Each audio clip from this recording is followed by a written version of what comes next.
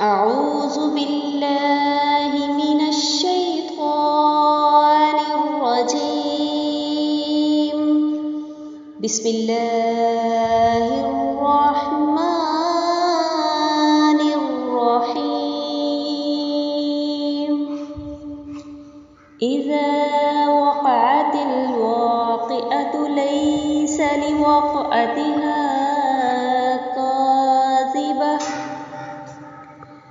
خافضة رافعة. إذا رجت الأرض رجا وبست الجبال بسا فكانت هباء منبثا وكنتم أزواجا ثلاثة. بسم اللہ الرحمن الرحیم. ان آیات میں سے ہم سورۃ واقعہ کی آیت نمبر 3 کے اوپر غور و فکر کریں گے. خافضۃ رافعہ یعنی کہ پست کرنے والی، بلند کرنے والی. اس سے مراد قیامت سب کچھ الٹ پلٹ کر رکھ دے گی، گرے ہوئے لوگوں کو بلند کر دے گی اور اٹھے ہوئے لوگوں کو گرا دے گی. یعنی اس کے آنے پر انسانوں کے درمیان عزت اور ذلت کا فیصلہ ایک دوسری ہی بنیاد پر ہوگا. یہاں پر عزت دار نظر آنے والے بہت سے لوگ کل قیامت والے دن ذلت کی پستی میں جا گریں گے. آج لوگ جن کے گرویدہ ہیں، کل ان میں سے اکثر سے بیزار ہوں گے، آنکھوں سے پردے ہٹ جائیں گے.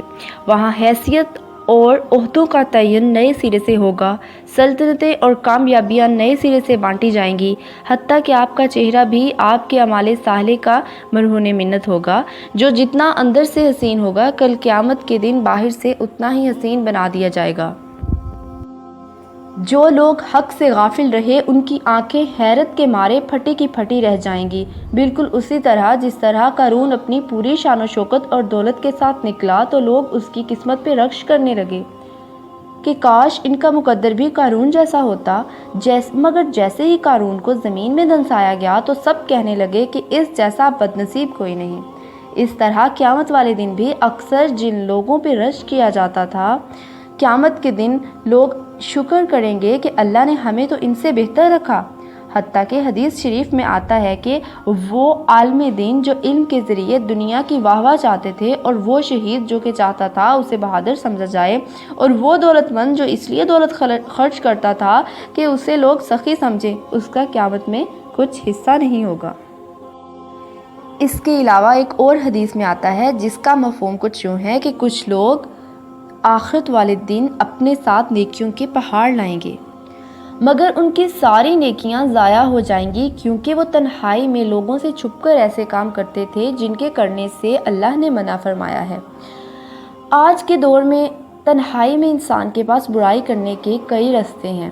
اگر صبح کو انسان نیک ہوتا ہے تو کچھ پتہ نہیں کہ رات کو اس کا نفس اسے بہکائے اور وہ شیطان کے بہکاوے میں آ کے کیا کیا کچھ کر لے. انسان بند کمروں میں سب سے چھپ کر اللہ کی حدود کو پامال کرتا ہے اور توبہ کرنے کی نیت سے گناہ کرتا ہے، مگر یہ بھول جاتا ہے کہ اس کی ساری نیکیاں اور کمائیاں صفر سے ضرب کھا جائیں گی اور وہ رسوا اور بدنام ہو کے رہ جائے گا.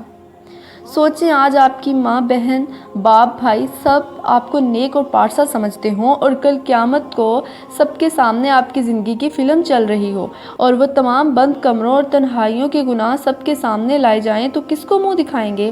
اللہ کہے گا کہ لوگوں سے ڈرا اور مجھ سے نہیں، لو آج میں تمہیں انہی لوگوں کے سامنے رسوا کرتا ہوں.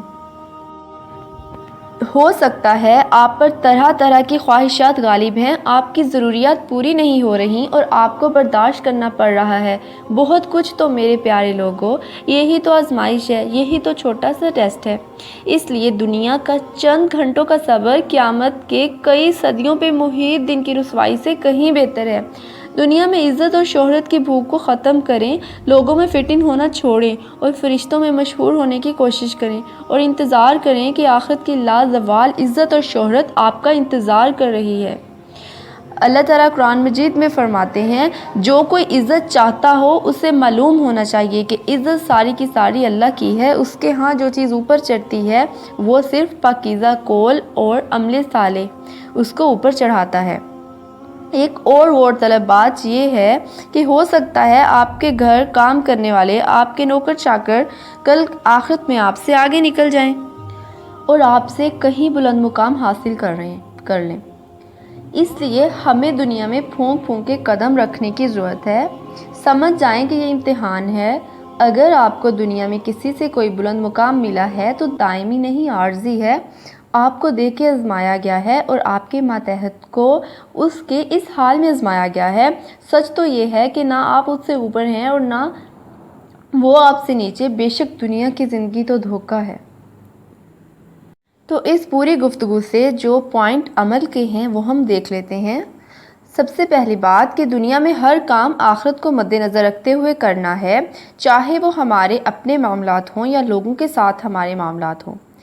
دوسری بات دنیا کی عزت اور شہرت عارضی اور آزمائش ہے.